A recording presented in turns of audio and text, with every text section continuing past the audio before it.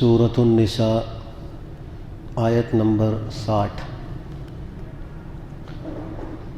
اعوذ باللہ من الشیطان الرجیم، بسم اللہ الرحمن الرحیم۔ ألم تر إلى الذين يزعمون أنهم آمنوا بما أنزل إليك وما أنزل من قبلك يريدون أن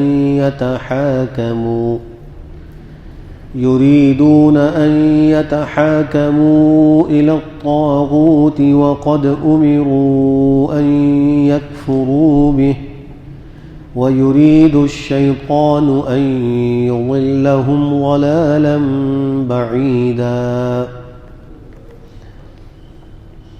کیا آپ نے نہیں دیکھا ان لوگوں کی طرف جو خیال کرتے ہیں کہ بے شک وہ ایمان لے آئے اس پر جو نازل کیا گیا آپ کی طرف اور جو اتارا گیا آپ سے پہلے، وہ چاہتے ہیں کہ اپنے مقدمات کو لے جائیں شیطان کے پاس، حالانکہ ان کو حکم دیا گیا ہے کہ وہ اس کا انکار کریں، اور شیطان چاہتا ہے کہ ان کو بہت دور کی گمراہی میں ڈال دے۔ اس آیت کریمہ کے شان نزول میں ایک مفصل واقعہ مفسرین نے ذکر کیا ہے، اور اس واقعے کو سمجھنے سے پہلے مدینہ منورہ کی آبادی اور اس کے اندر رہنے والے قبائل کا کچھ تعارف بھی ضروری ہے۔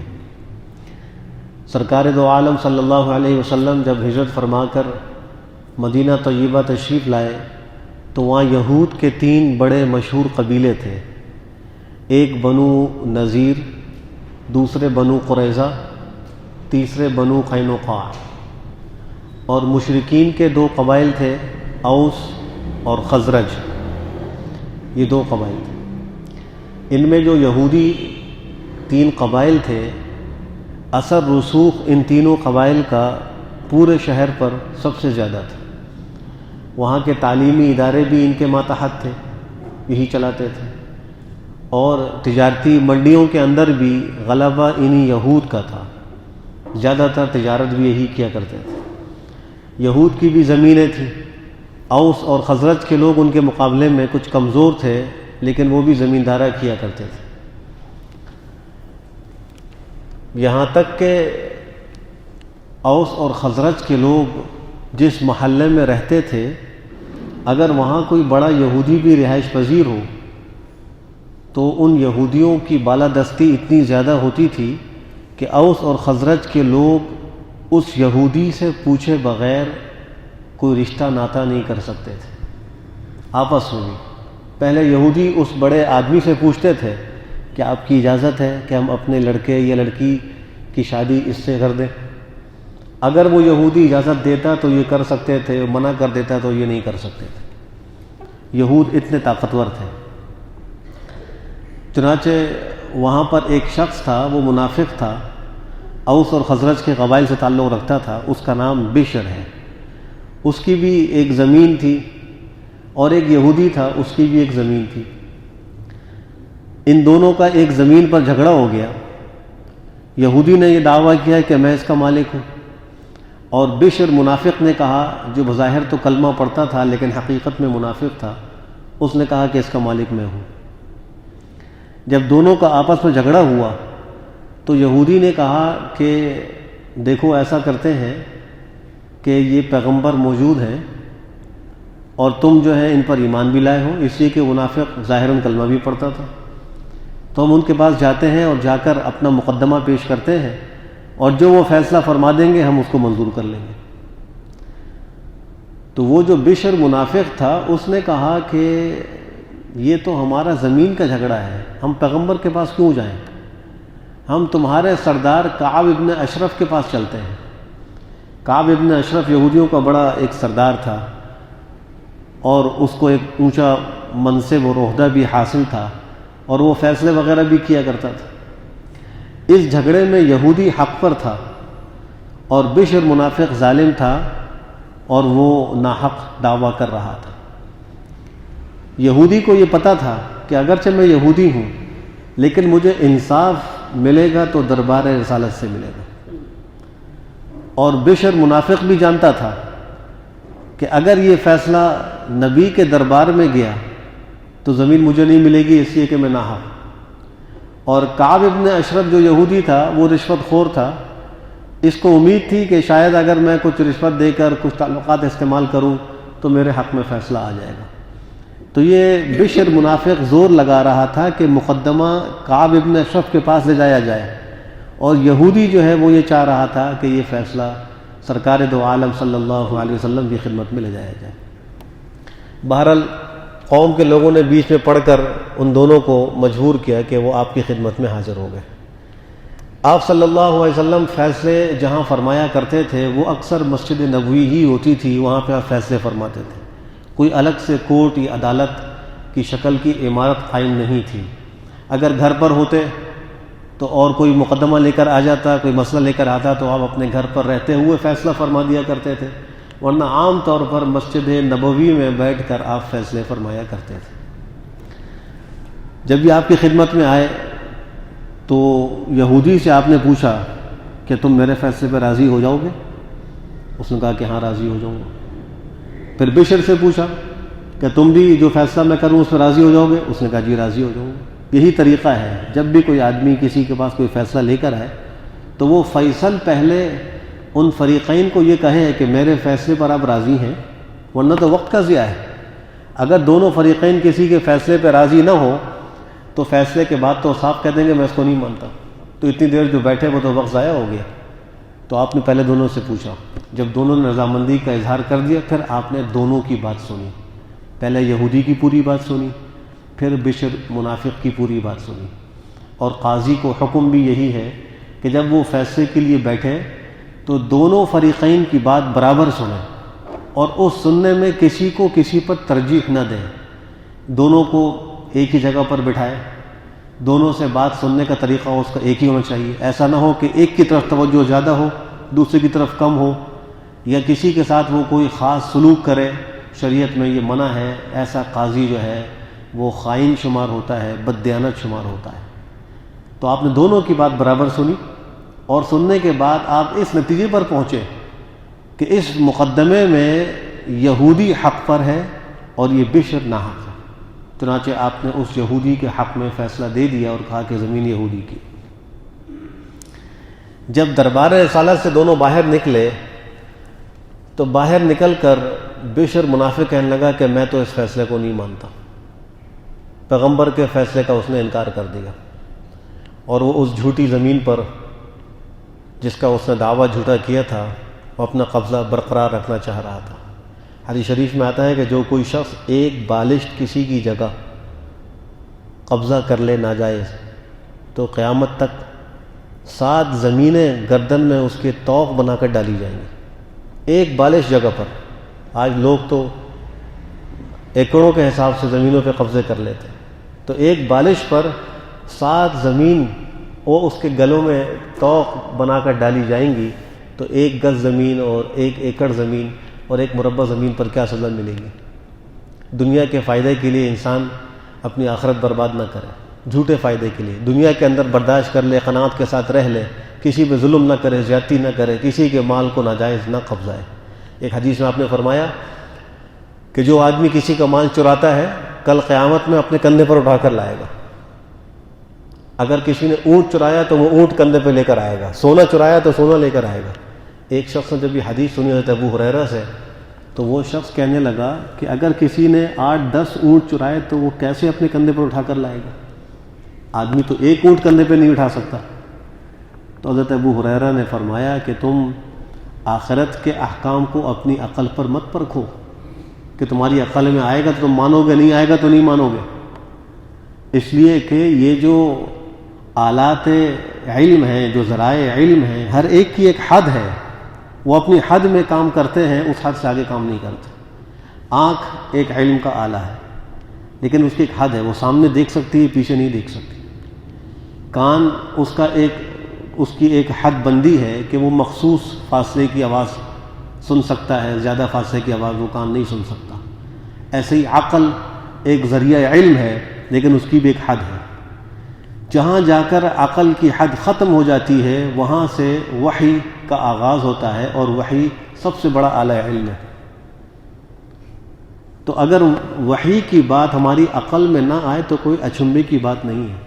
ہمیں اپنی عقل پر ماتم کرنا چاہیے اور اس شریعت اور وحی کے حکم کو قبول کر لینا چاہیے، مان لینا چاہیے۔ بہت سی باتیں ایسی ہمیں ملیں گی کہ عقل میں وہ نہیں آتی۔ مثال کے طور پہ حدیث شریف میں آتا ہے کہ ایک پل ہے جس کو جسر صراط یا پل صراط کہتے ہیں، جو بال سے زیادہ باریک ہے اور تلوار سے زیادہ تیز ہے، اور اس کے اوپر سے ہر شخص نے گزرنا ہے، کوئی شخص بھی نہیں بچے گا، چاہے وہ نبی ہو، چاہے امتی ہو، چاہے وہ عالم ہو، چاہے عام آدمی ہو، سب لوگوں نے اس پل کے اوپر سے گزرنا ہے۔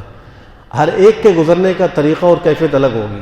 بعض جو ہے وہ پلک جھپکنے کی مقدار سے گزر جائیں گے، اور اللہ کے نیک بندوں کے لیے وہ بال سے زیادہ باریک پل بہت چوڑی سڑک معلوم ہوگا۔ ان کو وہ باریک بال کی طرح نظر نہیں آئے گا، وہ چوڑی سڑک کی طرح معلوم ہوگا اور پلک جھپکنے میں گزر جائیں گے۔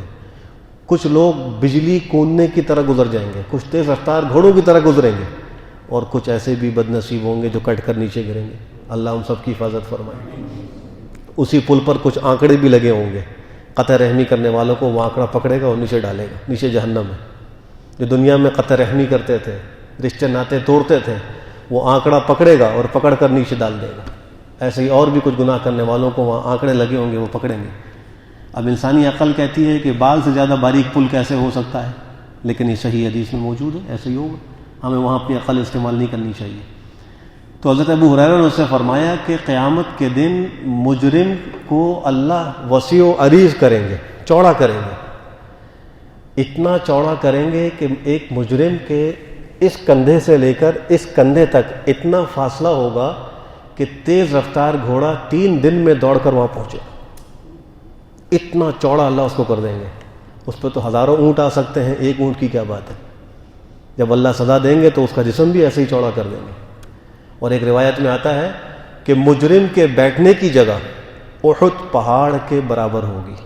احد پہاڑ کتنا وسیع و عریض ہے، جتنی جگہ اس پہاڑ نے گھیری ہوئی ہے، مجرم اتنی جگہ گھیر کر بیٹھے گا۔ اس لیے ہمیں اپنی عقل کو پیچھے رکھنا چاہیے، وحی کو آگے رکھنا چاہیے، شریعت کے حکم کو آگے رکھنا چاہیے۔ عقل میں نہ آئے ہم اس کو عقل کو ایک طرف پر کہیں کہ نہیں بس اللہ اور رسول کا یہ حکم ہے، شریعت کا حکم ہے، میں اس کو مانوں گا، سمجھ میں آئے یا نہ آئے۔ بہرحال تو وہ جو بشر منافق تھا اس نے کہا میں اس فیصلے کو نہیں مانتا۔ بشر نے کہا کہ ایسا کرو، حضرت عمر فاروق کے پاس چلتے ہیں رضی اللہ تعالیٰ عنہ۔ اور بشر جانتا تھا کہ وہ اشداء علی الکفار ہے، کفار پہ بہت سخت ہے، تو اس کا خیال یہ تھا کہ میں نے ظاہراً کلمہ پڑھا ہوا ہے، میں تو مسلمان اپنے آپ کو ظاہر کرتا ہوں، اور حضرت عمر مسلمانوں پر بڑے مہربان ہیں، کافروں پہ بہت سخت ہیں، تو وہ فیصلہ میرے حق میں کریں گے۔ چنانچہ اس نے یہودی سے کہا، یہودی نے کہا ٹھیک ہے۔ یہودی سمجھتا تھا کہ جب اعلیٰ عدالت سے ایک فیصلہ آ گیا تو ماتحت عدالت جو ہے وہ بھی وہی فیصلہ دے گی، یہ بات یہودی سمجھتا تھا۔ اور خود سرکار دو عالم صلی اللہ علیہ وسلم نے کچھ صحابہ کرام کو فیصلہ کرنے کی اجازت بھی دے رکھی تھی۔ اس میں حضرت عمر فاروق بھی تھے، حضرت عثمان ابن عفان بھی تھے، حضرت معاذ تھے، حضرت ابی بن کعب تھے، حضرت عبداللہ ابن مسعود تھے، اور بھی کچھ آزاد صحابہ کرام تھے جن کو آپ نے فرما رکھا تھا کہ اگر کوئی تمہارے پاس مقدمہ لے کر آئے تو تم فیصلہ کر دیا کرنا، اس لیے کہ اگر سبھی کے فیصلے پیغمبر کرتے تو کام کیسے چلتا۔ آپ کے پاس تو بہت سارے کام تھے، اس لیے آپ نے کچھ کام تقسیم کر دیے تھے صحابہ کرام میں۔ بشر وہاں تک پہنچا اور جا کر کہا کہ ایسا ایسا ہمارا زمین کا جھگڑا ہے۔ حضرت عمر فاروق نے فرمایا کہ یہ تو 2 قوموں کا مسئلہ ہے، ایک یہودی قوم کا آدمی ہے، ایک اوس و خزرج کا آدمی ہے، کہیں ایسا نہ ہو کہ میں کوئی فیصلہ کر دوں تو فتنہ ہو جائے، اور فتنے سے بچنے کا حکم۔ ایک حدیث میں آپ نے فرمایا کہ فتنہ سویا ہوا ہوتا ہے، اللہ کی لعنت ہو اس شخص پر جو اس کو بیدار کر دے۔ فتنے سو رہے ہوتے ہیں لیکن لوگ اپنے مفاد کی خاطر ان فتنوں کو جگا دیتے ہیں، تو وہ جگانے والا ایسا ہے کہ اس پر اللہ کی لعنت، اللہ کی رحمت سے دور ہوگا۔ تو حضرت عمر نے یہ سوچا کہیں اگر میں نے فیصلہ کر دیا تو اس کے نتیجے میں یہ دو قوموں میں کوئی فتنہ نہ ہو جائے. تو آپ نے فرمایا بھائی تم لوگ ایسا کرو کہ سرکار دو عالم صلی اللہ علیہ وسلم کی خدمت میں چلے جاؤ, وہاں جا کر اپنا فیصلہ کراؤ. تو وہ یہودی کہنے لگا ہم تو وہاں گئے تھے اور آپ نے فیصلہ فرمایا تھا اور فیصلہ میرے حق میں فرمایا تھا. اور یہ بشر منافق نہیں مانتا, یہ کہتا کہ میں اس فیصلے کو نہیں مانتا. آپ نے کہا اچھا. بشر سے پوچھا بھائی کیا بات ہے؟ اس نے کہا بات یہی ہے کہ ہم وہاں گئے تھے, آپ نے فیصلہ فرمایا تو میں نے اس کو نہیں مانا, اس سے کہ میرے خلاف تھا, میں آپ کے پاس آیا ہوں کہ آپ فیصلہ فرما دیں.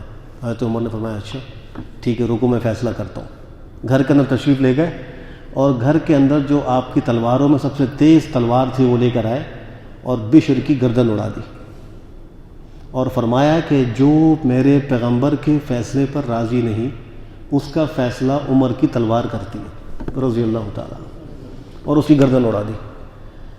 اب جب وہ بشر مارا گیا تو منافقین نے ایک شور مچا دیا, واویلا کر دیا کہ ہمارا جو آدمی حضرت عمر کے پاس تو صرف موافقت پیدا کرنے کے لیے اور اصلاح کے لیے گیا تھا, اس کا مقصد یہ نہیں تھا کہ وہ نبی کے فیصلے کو نہیں مان رہا, اور انہوں نے جھوٹی قسمیں بھی کھانا شروع کر دی, آپ کی خدمت میں حاضر ہوئے. اللہ نے اس پر یہ آیت نازل فرمائی, فرمایا کیا آپ نے نہیں دیکھا ان لوگوں کو جو خیال کرتے ہیں کہ وہ ایمان لائے اس پر جو آپ کی طرف بھیجا گیا یعنی قرآن کریم, اور ایمان لائے اس پر جو آپ سے پہلے کتابیں اتاری گئیں تورات زبور انجیل.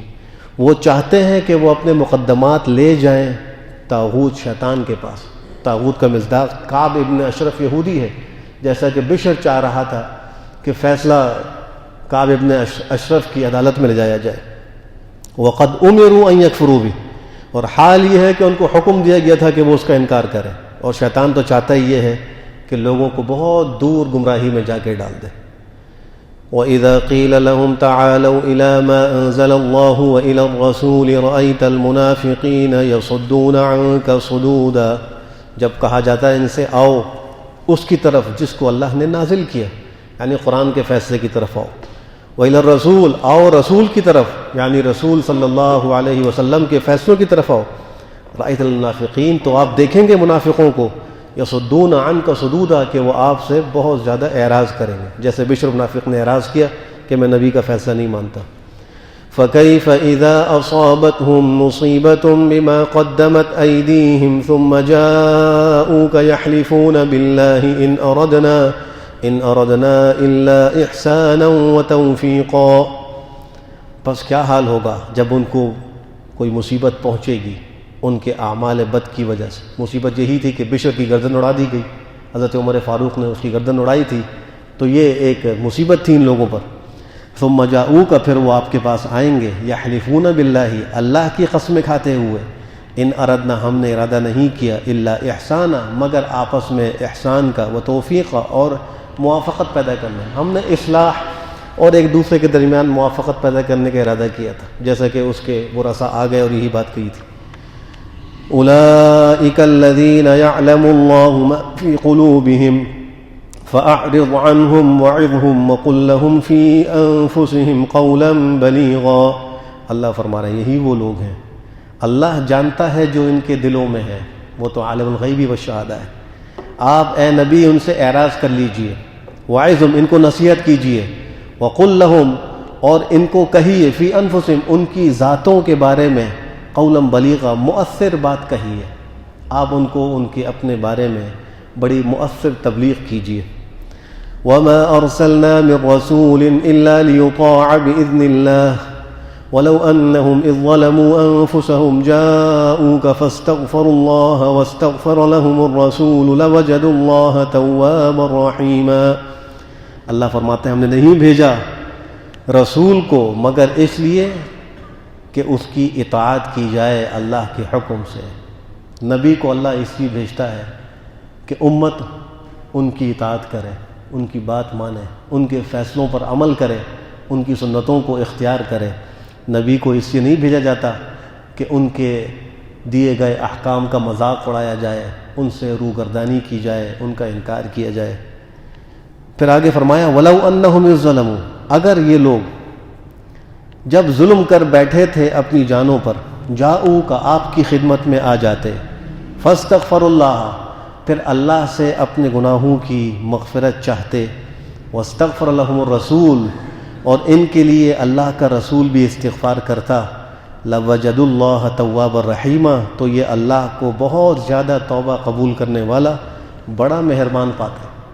یعنی اگر یہ آ جاتے آپ کی خدمت میں اور آ کر اللہ سے بھی اپنی گناہوں کی معافی کا سوال کرتے اور آپ سے بھی درخواست کرتے کہ آپ بھی ان کے لیے استغفار کریں، پھر آپ بھی استغفار کر دیتے، تو اللہ ان کو ضرور معاف کر دیتے۔ وہ اللہ کو توبہ قبول کرنے والا پاتے، مہربانی کرنے والا پاتے۔ مفسرین نے لکھا ہے کہ حضرت علی کرم اللہ تعالی وجہہ فرماتے ہیں کہ ایک دیہاتی دیہات سے آیا، اور اس وقت آیا جب سرکار دو عالم صلی اللہ علیہ وسلم اس دنیا سے وصال فرما گئے تھے، اور تیسرا دن تھا۔ اس کو معلوم بھی تھا، وہ آیا، اور آنے کے بعد جب پتہ لگا تو وہ آپ کی قبر مبارک پر حاضر ہو گیا، روضہ اقدس پہ چلا گیا، اور وہاں جا کر اس قبر سے لپٹ گیا، اور لپٹ کر اس نے یہی آیت پڑھی، وَلَوْ أَنَّهُمْ إِذْ ظَلَمُوا أَنفُسَهُمْ جَاءُوكَ، اگر یہ لوگ اپنی جانوں پر ظلم کر بیٹھے تھے تو آپ کے پاس آ جاتے، فَاسْتَغْفَرُوا اللَّهَ، پھر اللہ سے مغفرت مانگ لیتے، اللہ کا نبی بھی ان کے لیے استغفار کر لیتا، تو یہ اللہ کو توبہ قبول کرنے والا، مہربانی کرنے والا پاتے۔ اس نے آیت پڑھی، اگر کہا ہے اللہ کے رسول میں تو آپ کی خدمت میں آیا ہوں، آپ سے درخواست کرتا ہوں کہ میرے لیے اللہ سے استغفار کر دیجئے، اور اللہ سے میں خود بھی استغفار کرتا ہوں۔ تو محسن نے لکھا ہے اس نے روتے ہوئے جب یہ آیت پڑھ کر یہ بات کہی تو قبر مبارک سے آواز آئی، قد غفرت لک، تحقیق تیری مغفرت کر دی گئی۔ لوگوں نے آواز سنی جو باہر بیٹھے ہوئے تھے، سرکار دو عالم صلی اللہ علیہ وسلم اپنی قبر مبارک میں زندہ ہے، حیات ہے، اور جب کوئی وہاں روضہ رسول پر پہنچ کر آپ کو الصلاۃ والسلام علیک یا رسول اللہ پڑھ کر سلام پیش کرتا ہے، آپ اس کو سنتے ہیں اور اس کا جواب بھی عنایت فرماتے ہیں۔ اور اگر کوئی یہاں بیٹھ کر درود شریف پڑھتا ہے تو فرشتے ہمارا وہ درود شریف لے کر روضہ اقدس پہ جاتے ہیں اور جا کر آپ کی خدمت میں پیش کرتے ہیں کہ اے اللہ کے رسول، آپ کے امتی فلاں بن فلاں نے آپ کے لیے درود شریف پڑھ کے بھیجا ہے، تو آپ اس کو سنتے ہیں اور قبول فرماتے ہیں۔ تو وہ جو دیہاتی تھا اس کے اندر ایسی تڑپ تھی اور اس کے اندر ایسی محبت تھی، جب اس نے یہ آیت پڑھ کر وہاں یہ بات کہی تو قبر مبارک سے باقاعدہ آواز آئی اور سب نے وہ سنی۔ علماء نے لکھا ہے کہ اگر اللہ کسی کو روضہ رسول پر حاضری کی سعادت نصیب فرمائے، اللہ ہم سب کو نصیب فرمائے، اور وہاں جا کر وہ یہ دعا پڑھے، یہ آیت پڑھے، اور آیت پڑھنے کے بعد استغفار کرے، تو اللہ کی ذات سے امید ہے کہ اللہ اس کی مغفرت فرما دیں گے۔ اللہ ہم سب کو عمل کی توفیق نصیب فرمائے۔ الحمد للہ رب العالمین والعاقبۃ للمتقین والصلاة والسلام علی خیر خلقہ محمد وعلی آلہ وصحبہ اجمعین۔ اللہم ارنا الحق حقا وارزقنا اتباعہ وارنا الباطل باطلا وارزقنا اجتنابہ۔ اے اللہ ارحم الراحمین، ہم کو جناب نبی کریم خاتم النبیین صلی اللہ علیہ وسلم کی سچی پکی محبت نصیب فرما۔ اے اللہ ہم سب کو آپ کی سنتوں پر عمل کرنے کی توفیق نصیب فرما۔ اے اللہ ارحم الراحمین، ہم سب کو شریعت اسلامیہ پر چلنے کی توفیق نصیب فرما۔ اے اللہ ہمارے سارے گناہوں کو معاف فرما۔ اے اللہ راتوں کے، دنوں کے، جان بوجھ کر کیے ہوئے، بھول کر کیے ہوئے، چھوٹے بڑے ہر قسم کے گناہوں کو اے اللہ معاف فرما۔ اے اللہ ہم سارے گناہوں سے توبہ کرتے ہیں، ہماری توبہ کو قبول فرما، ہمیں اس توبہ پر استقامت کی توفیق نصیب فرما۔ اے اللہ جو بیمار ہیں ان کو شفا صحت عافیت تندرستی نصیب فرما۔ اے اللہ ارحم الراحمین جو کسی بھی مشکل میں ہیں، پریشانی میں ہیں، ان کو نجات نصیب فرما۔ اے اللہ ہمارے مرحومین کی کامل مغفرت فرما، ان کے درجات کو بلند فرما، ان کے صغائر و کبائر کو معاف فرما۔ اے اللہ ہم سب کو مرنے سے پہلے آخرت کی خوب تیاری کی توفیق نصیب فرما۔ اے اللہ ارحم الراحمین جو مانگا ہے وہ بھی عطا فرما، جو نہیں مانگا بے مانگے ہم سب کو نصیب فرما۔ اے اللہ ان حاضرین کے دلوں میں جو بھی جائز خواہش ہے اس کو غیب سے پورا فرما۔ اے اللہ ہر قسم کی مشکلات کو دور فرما، تمام مقاصد حسنہ میں کامیاب و کامران فرما۔ ربنا تقبل منا انك انت السميع العليم وتب علينا يا مولانا انك انت التواب الرحيم، وصلى الله تعالى على خير خلقه محمد وعلى آله وصحبه أجمعين برحمتك يا أرحم